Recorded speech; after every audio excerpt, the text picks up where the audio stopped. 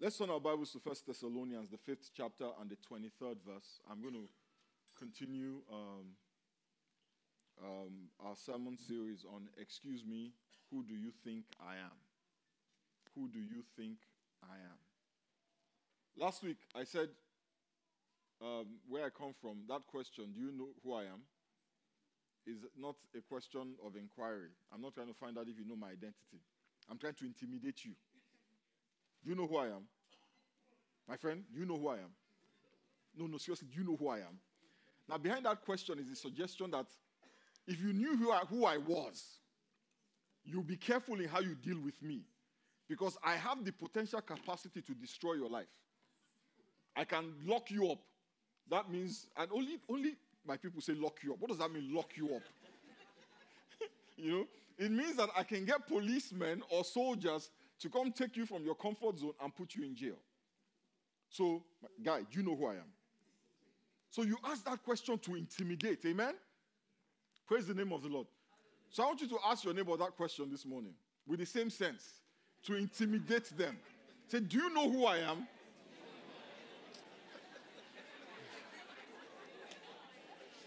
Honestly, the way some of you have asked that question, I'm not intimidated. Udema is like, do you know who I am? No, ask it. Ask it with anger. Oh, yeah. You have to edit this. Okay, one more time. Ask your neighbor, do you know who I am? Listen, Lindas. If the person you are asking is laughing, you haven't asked it right. Amen? Followed with a slap. Please don't slap anybody. Okay, one more time and I'll preach. One more time and I'll preach. One more time and I'll go and preach my sermon. Ask your neighbor, do you know who I am? Man, some of you can't survive where I come from, man. 1 Thessalonians, the 5th chapter and the 23rd verse. 1 Thessalonians 5 and verse 23. Can you pull it up on the screen? I'll wait. Should I wait? Do you guys know who I am? Say, may God himself, turn to your neighbor, say, may God himself, the God of peace, sanctify you through and through. May your whole spirit, soul, and body be kept blameless at the coming of our Lord Jesus Christ. A lot of people during the week told me they were a bit, that this verse of scripture was a bit of a challenge because they were thinking about it as if Paul was giving instructions to people to be sanctified and to be blameless. But Paul was not giving an instruction. Paul was saying a prayer. Paul was saying to God, God, sanctify these people. Paul was trying to tell them that the responsibility, to sanctify us, to keep us blameless, belonged to God. So rather than instruct them, be sanctified, be blameless, he turned to God and said, God, sanctify their spirit, their soul, and their body. Because Paul understood, Paul believed that it is only God that can totally and completely cleanse us. In this prayer, not only was Paul praying to God, he was also revealing to us that we are more than meets the eye. We talked about this. We've been talking about it for about 2 weeks now. So I just want to quickly recap for those who have not been here. He was telling us that we are more than meets the eye. That not only do we have the visible body that we see, but we also have a soul and a spirit. Amen? And the Bible tells us, if you go all the way back to the book of Genesis, the 2nd chapter and the 7th verse, the Bible tells us about how our spirit came about. It says, and the Lord God formed man of the dust of the ground and breathed into his nostrils the breath of fire, of life. And man became a living soul. So man had a nose before he became a living soul. The Bible says God breathed into his nostrils the breath of life. And man became a living soul. The breath of God in us is what gives us life. Our body is the part of us that we can see. Our soul is the part that carries our emotions, our thoughts. It is where our feelings reside. It is where our intellect resides. Our spirit is that part of us that has direct interaction with God. When Adam and Eve sinned, they broke the natural connection between our spirit and the Spirit of God. So that even though we still had the Spirit, our spirit was disconnected. Don't you ever say disconnected? Our spirits were disconnected from the Spirit of God. We became like a house without an occupant. But when you accept the sacrifice of Calvary, when you accept that Jesus Christ died and paid for your sins, the Bible says it is as if you are born again. Yeah? And God can then potentially take up residence inside you when you become or when you are baptized with the Holy Spirit. When you're baptized with the Holy Spirit, it's not just that you speak in tongues, but God takes up residence in your spirit. God starts to live in you. That is why in Romans, the 8th chapter and the 10th verse, Paul said, if Christ is in you, church, let me say, if Christ is in you. If Christ is in you, it doesn't mean anything else but that Christ is in you. Then even though your body is subject to death because of sin, the Spirit gives life because of righteousness.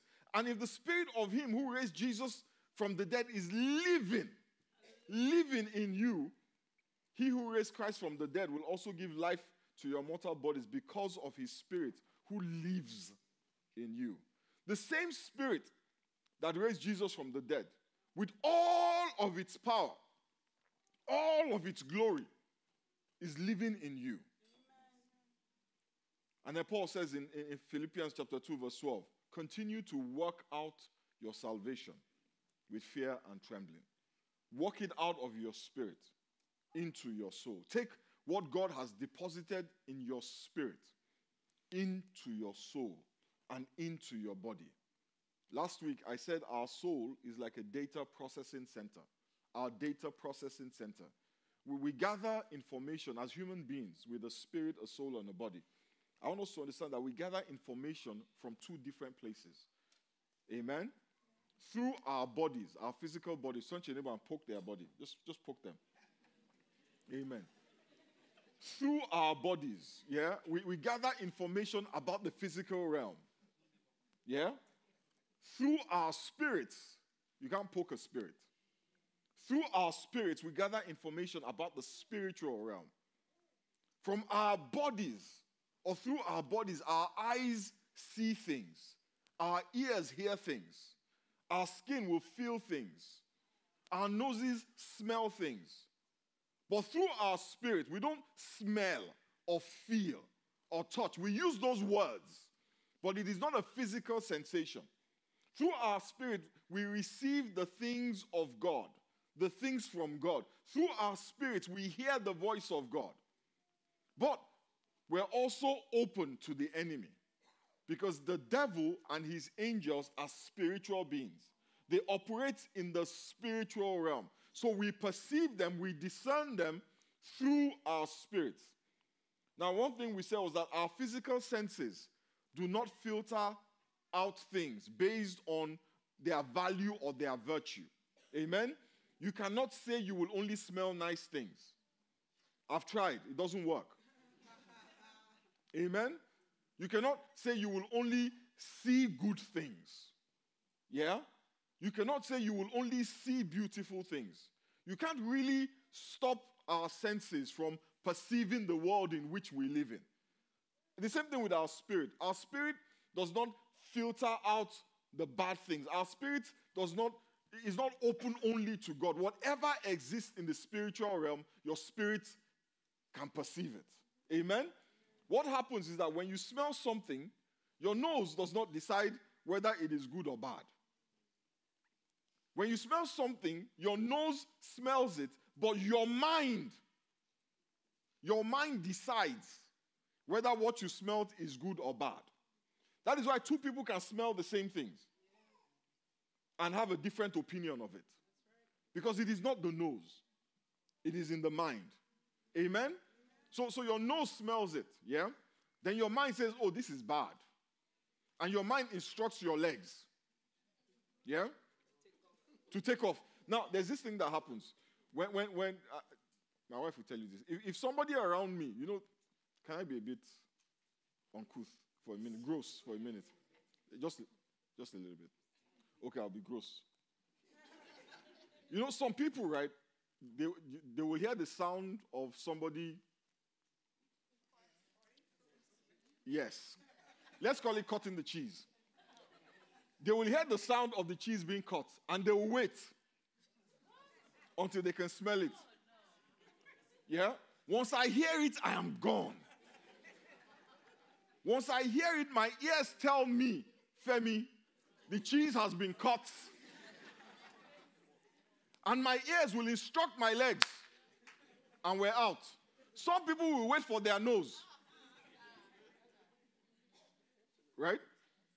That's what you do. Good luck. Amen.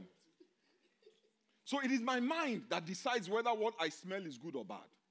Or my ears give me information, but my mind decides. So I either run or I stay, based not on what my nose tells me, but on what my mind decides. We receive data from either our bodies or our spirit. We receive it as a thought, but we decide whether it is good or bad, whether we will believe it or not. The thought generates an emotion, and that emotion subsequently generates an action. Sometimes the process is so quick, we don't notice it. In the first service, we talked about people who say they fell in love. You're just walking down the street and you fell in love. Like it's a ditch, that you just couldn't control it. You just fell into it. Your mind had nothing to do with it. You just saw this person and boom, love slapped you. But it really, it doesn't work like that. It's sometimes very quick for some people, and sometimes it's very slow. But if you slow it down, you will realize that at some point, you saw that person and you made a decision that this one I can love. If you never made that decision, if it was an accident, if it was random, if it was the stars, you'll be falling in love every day with different people. But you decide. And that is why you see some people and you're like, never.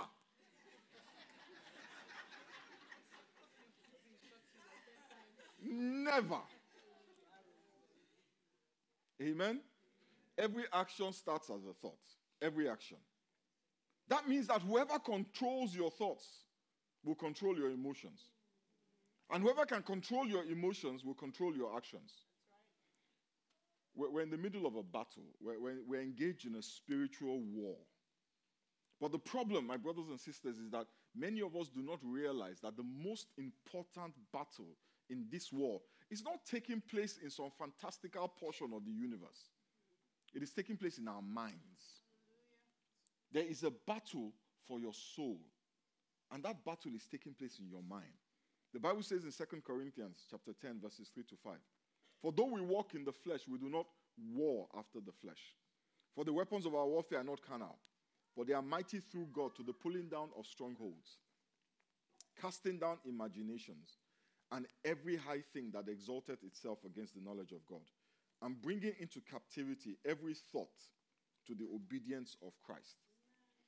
When soldiers go to war, the people that are held captive are their enemies. Amen? And in this verse, the Bible is talking about holding a thought captive.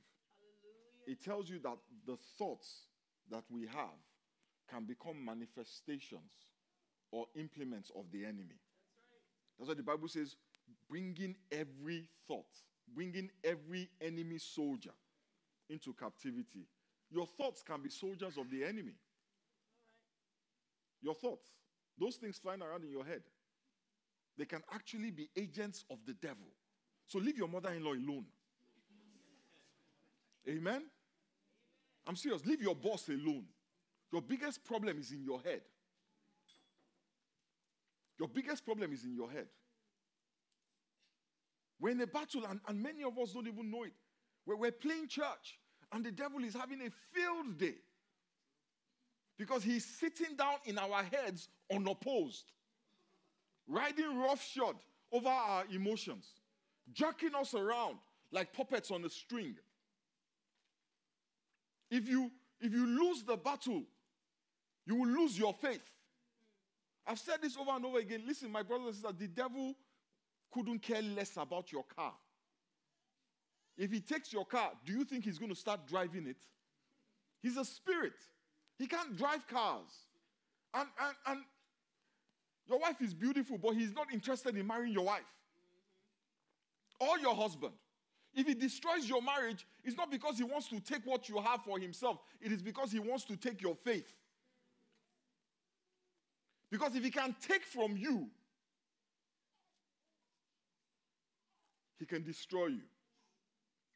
If we lose the battle for our minds, we find ourselves accepting the world's opinion about our life and our lives. We accept the devil's definition of our lives. We find out that it's hard to listen and receive God's word for ourselves. Last week I asked the question. I asked folks, whose report will you believe? Whose report will you believe? You see, the battle that I'm talking about is to ensure that in every situation, we will only believe the report of the enemy or the Lord. That's what the battle is about. And the winner is the one who, no matter what is going on, is able to hold on to the word of God over and above everything else. That is what the attack is about, to make you doubt the promises of God. The winner is the one that believes that if the Lord says, I am more than a conqueror, hallelujah, then that is what I am. If the Lord says I am healed, then I am healed. If the Lord says he will provide, it doesn't matter what is in my bank account. That is what I will believe. If the Lord says I am loved, it doesn't matter all the things I heard growing up. That is what I will hold on to. That is what the battle is about. To define your circumstances and your situation in a way that will either take you to heaven or take you to hell. The enemy's wish, the enemy's plan is to make sure you do not believe anything that God says. Because if you don't believe God, then you will disobey God. If he can get you to doubt what God says, then he can do to you what he did to Eve. What did the devil do to Eve? He just came and told her, as God said. God had to start questioning the word of God. And once she started to question the word of God, the actions that followed, God had kicked out of the Garden of Eden. You know, the Bible says faith comes by hearing. And hearing a word from God. But can I be honest? Faith does not come just because God spoke. Faith comes when we believe what God said. And can I tell you the truth? The devil will contend with every revelation God gives you. That's right. He will contend with it. If the devil knows that God has spoken to you, he will ensure that your circumstances will bring that word into question. If the devil knows that God has promised you healing, that is the day that when you go to bed, he will pummel your body. And you wake up with so much pain that when they say, but the Lord said it will, you say, the Lord said, can I tell you what I'm feeling right now?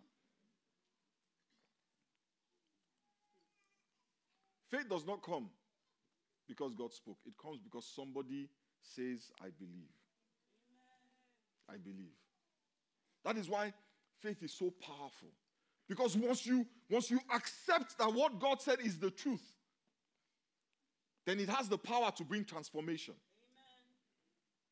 Amen. But many of us say we believe, but our emotions, which are the consequence of our thoughts, say otherwise. You know, one of the things that I find profound about the word of God is that it is the most powerful weapon we have to contend with the enemy. In Ephesians chapter 6, verse 17, the Bible says, put on salvation as your helmet and take the sword of the Spirit, which is the word of God. The weapon, I honestly, I think the only weapon we have to fight this battle for our mind is the word of God. And this is why. Hebrews 4:12 says, for the word of God is alive and active. It is sharper than any two-edged sword, double-edged sword. It penetrates even to dividing soul and spirit, joints and marrow. It judges the thoughts and attitudes of the heart. Let me tell you something. I've read this. I've been reading this verse since 1993. And every time I read it, I sit down trying to discern the division of soul and spirit and joint and marrow. Trying to figure out, why does the word need to divide between my joints and my marrow? Of what spiritual efficacy is that? But I realized this weekend that in this battle, that is not the most important part. The most important part is the part that says it judges the thoughts and attitudes of the heart. The word of God judges. Don't you ever say judges? That word judges comes from a Greek word that actually means critically analyze, critiques, dissects. And the word that the versions of our Bible translate as thoughts and attitude actually mean thoughts and emotions. So the word of God, right, it judges your thoughts and your emotions. It critiques your thoughts and your emotions. It exposes your thoughts and emotions to the light of day. So when you have a thought, let me tell you what to do. Hold it up against the word of God. Compare your thoughts to the word of God. Let the word of God be the decider of whether your thoughts are true or not. Let the word of God be what decides the value or the virtue in your thoughts. Let the word of God be the one to tell you that what you're thinking is true or what you're thinking is a lie. Right now, can I tell you what decides whether our thoughts are true or false? Our society. Not the word of God. Many times in Bible studies, somebody will say to me, well, Pastor Femi, I personally believe. And I said, what you believe doesn't matter. What matters is what the word says.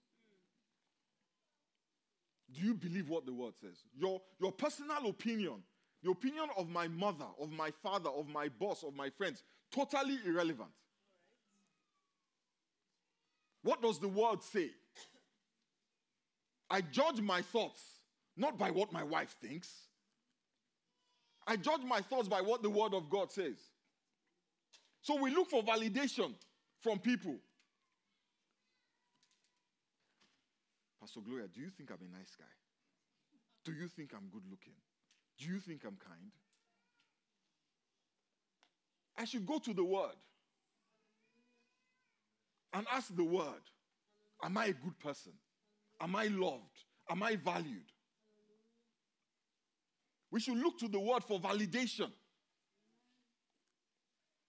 Peter got out of the boat because he believed it. He believed it when Jesus called out to him. He believed it was Jesus.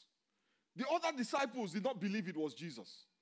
They were convinced it was a ghost. And because they thought it was a ghost, guess what? Rather than their minds being filled with faith, it was filled with fear. Think about it. You're on the river and a ghost is calling you. Seriously, a ghost is calling you. One person sees a ghost, the other person sees Jesus. Of course, the guys who saw a ghost, what did they do? They stayed in the boat. Because you see, the physical imperative to fear was to stay put. The physical imperative to faith was to step out. Stay put or step out. Faith or fear. Whose report will you believe? You cannot walk on water if your thoughts generate fear.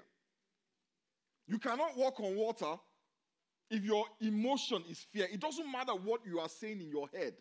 If what you feel is fear, you will not move. When people say you have no value because you don't have money, or you don't dress a certain way, you don't wear designer labels. When they tell you you are unlovable because you don't conform to some arbitrary standard of what beauty is. Because you don't look a certain way, or you don't come from a certain place, or you have a certain accent. If you agree with those thoughts about yourself, if you agree with the thoughts that the devil wants you to believe about yourself, let me tell you what happens. Fear is the emotion. Insecurity is the emotion that proceeds. A low self-esteem is the emotion that proceeds from that. And what that does is you act out of those emotions. You act out of fear, you act out of insecurity, you act out of a low self-esteem, and guess what happens? It destroys your relationships. Many of us say, well, this is how I am. I'm looking for somebody who will love me like this. Most people are not masochistic. Most people. Nobody wants pain. So when we see pain, yes. And sometimes when people look at you, what they see is what? Pain. And that pain that they see is a consequence of how you see yourself.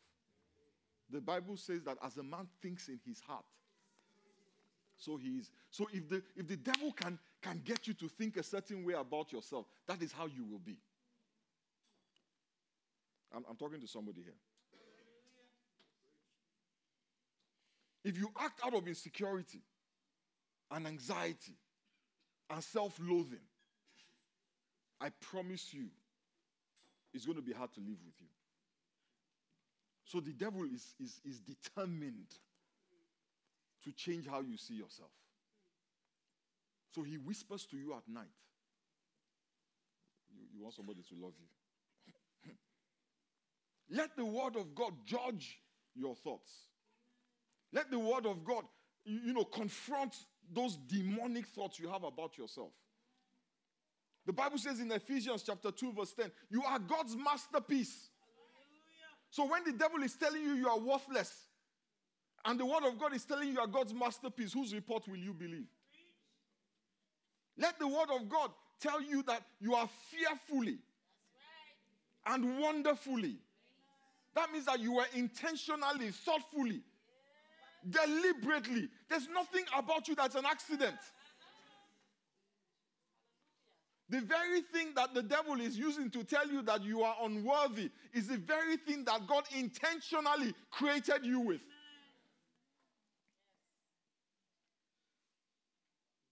And when they despise you and dismiss you because of what you don't have, remember that God said life is not measured by how much you own. Your material possessions do not determine your value, but the devil wants you to believe that, so that he can keep you in this rat race, looking for value in possessions and big designer belts.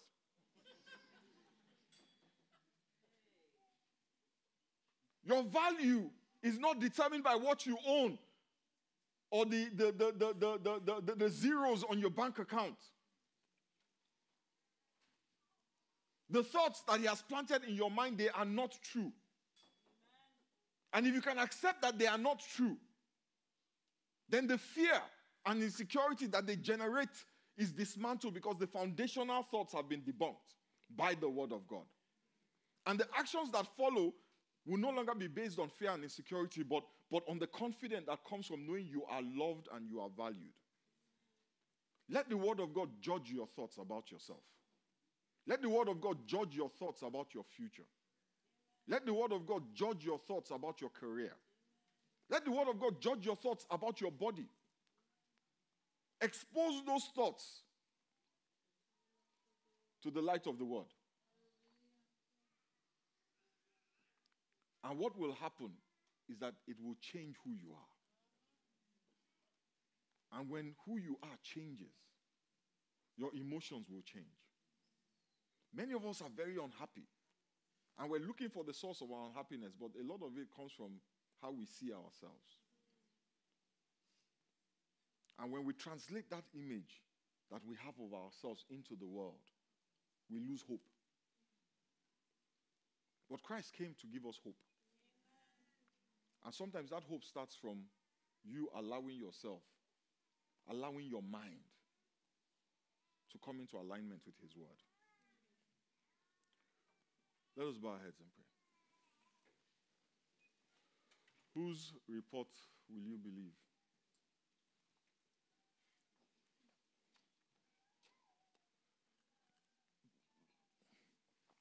Father, this morning we just pray for everybody here that you have spoken to concerning different things, concerning their lives, concerning their careers, concerning their bodies, concerning their finances, concerning their relationships.